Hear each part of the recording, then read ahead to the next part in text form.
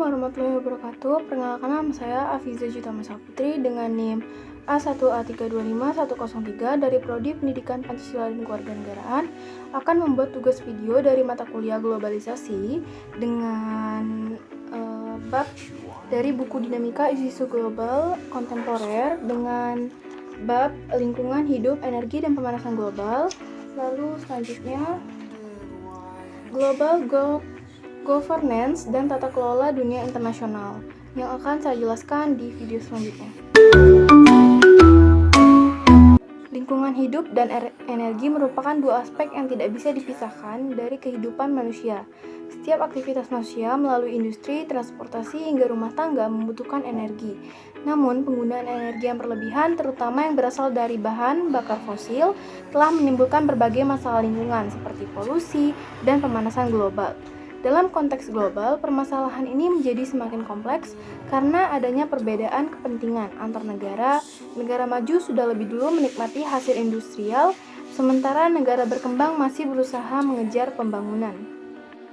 Masuknya isu tentang mengenai lingkungan hidup ini dimasuki pada abad 21 di kalangan pemimpin politik, pejabat, pemerintah, ilmuwan industrial, dan masyarakat. Isu ini mulai muncul karena ada 3 faktor. Yang pertama, berakhirnya fasilitator ideologi maupun militer antara Amerika Serikat dan Uni Soviet. Lalu yang kedua adalah terdapatnya kesadaran publik dan media terhadap perubahan lingkungan yang terjadi.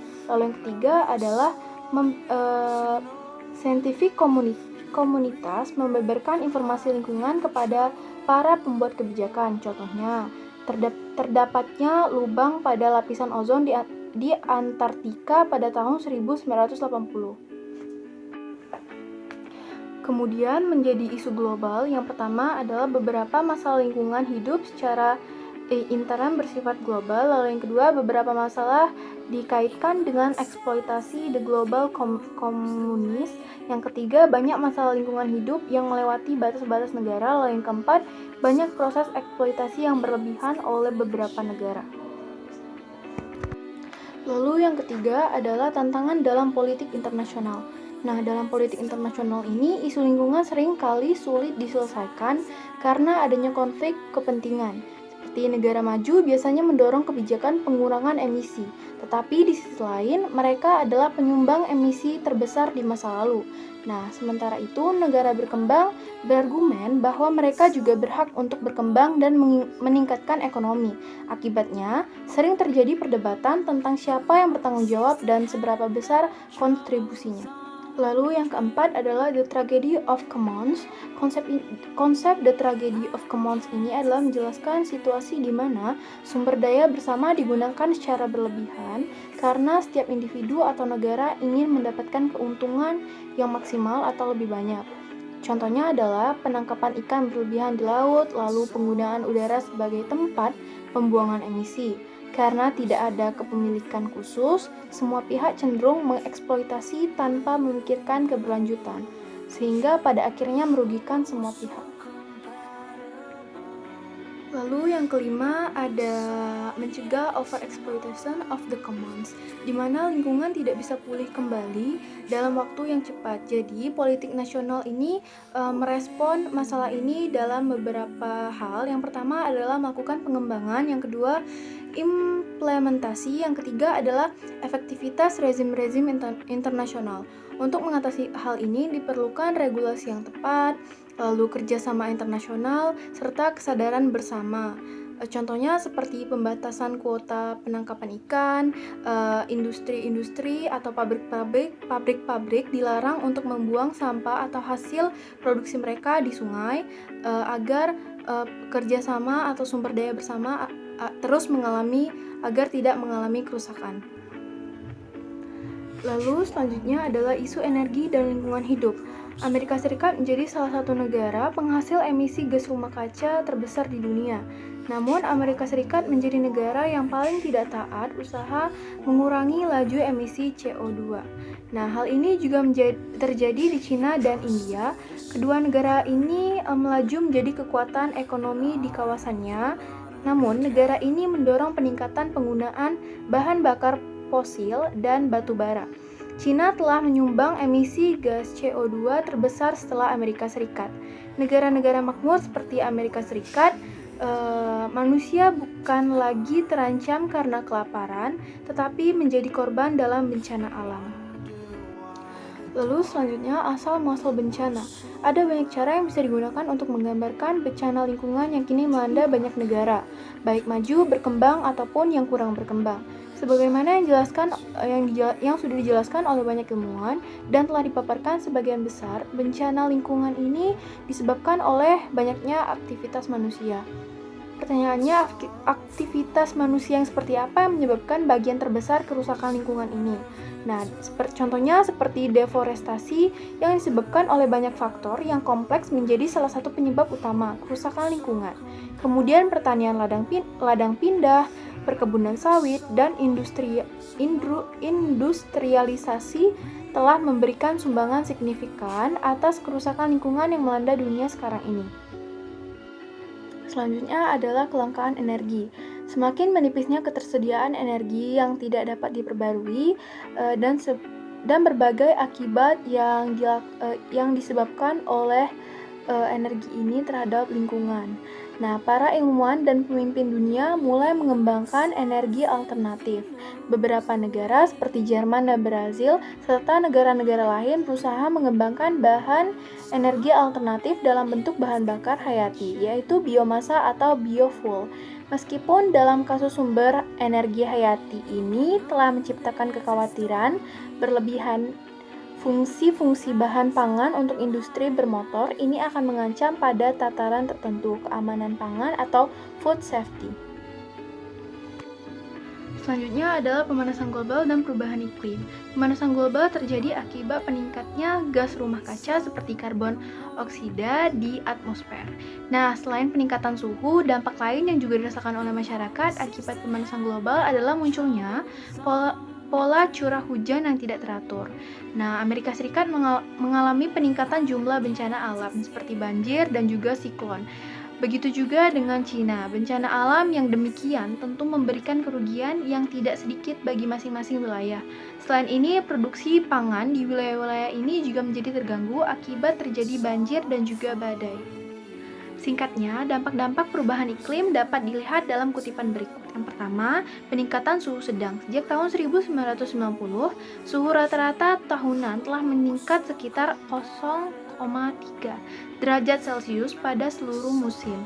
Lalu yang kedua, peningkatan intensitas curah hujan. Curah hujan per tahun diperkirakan meningkat 2-3% di seluruh Indonesia dalam periode yang lebih pendek.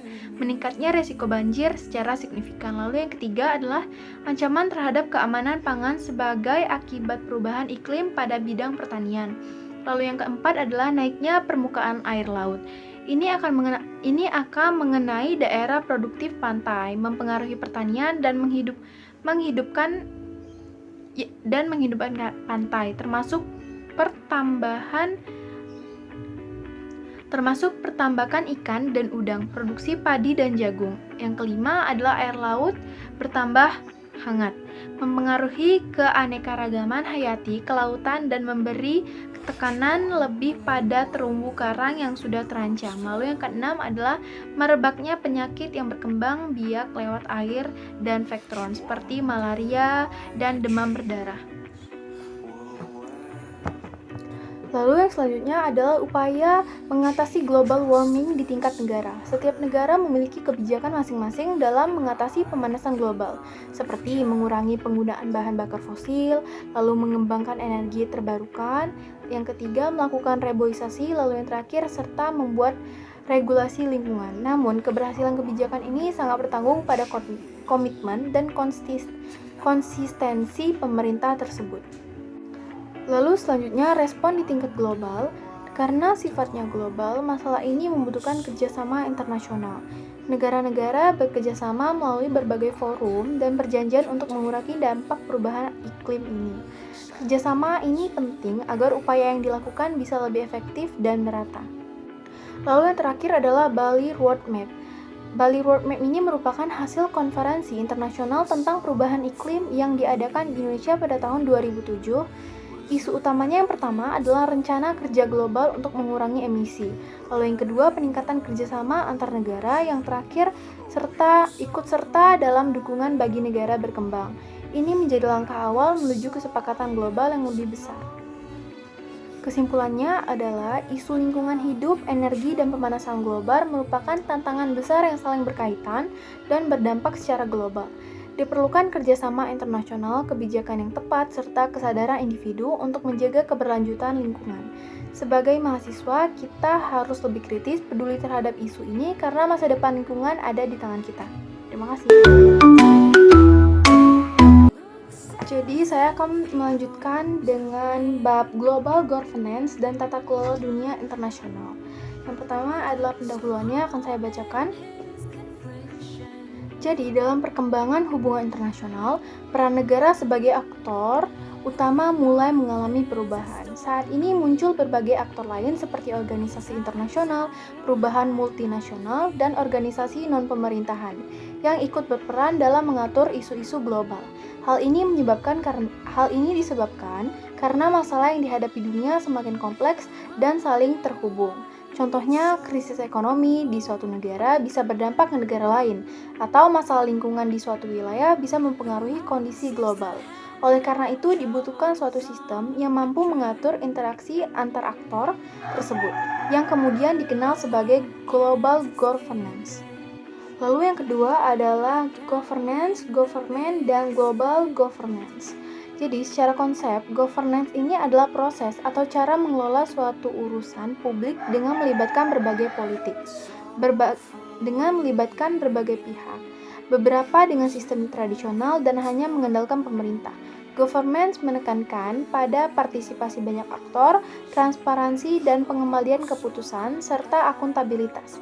Dalam governance, pemerintah bukan satu-satunya yang mengambil keputusan, tetapi bekerja sama dengan sektor swasta dan masyarakat sipil untuk mencapai tujuan bersama.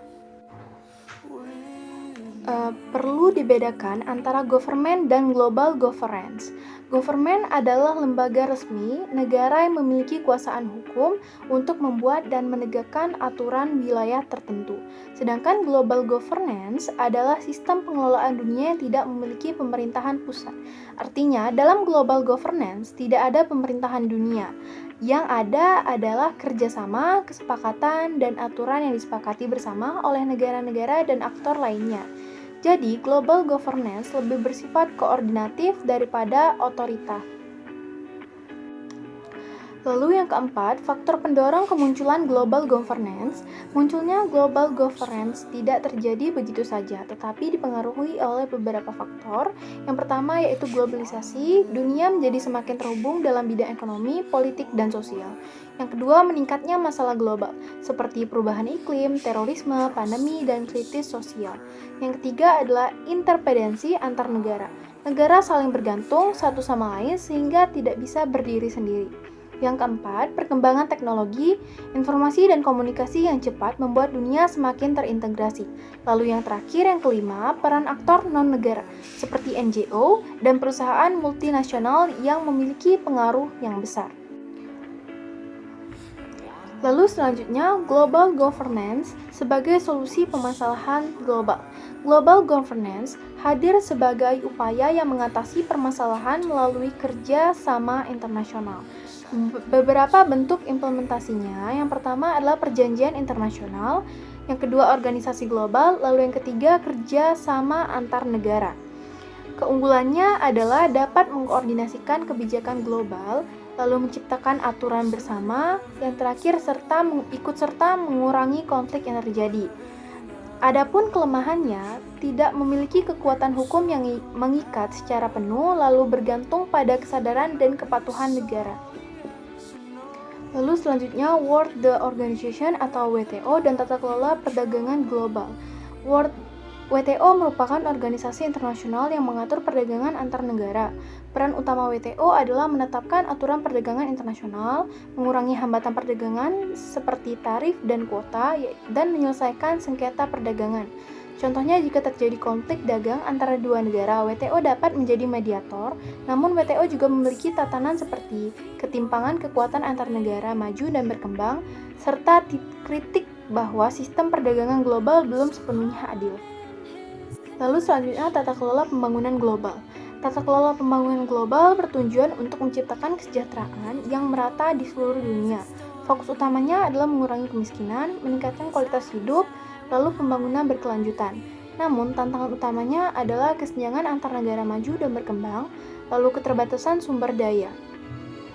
Kesimpulannya adalah global governance merupakan sistem kerjasama global yang sangat penting dalam menghadapi berbagai permasalahan dunia yang semakin kompleks. Melalui organisasi seperti WTO, IMF, dan Bank Dunia, negara-negara berusaha menciptakan keteraturan dalam bidang perdagangan dan ekonomi digital.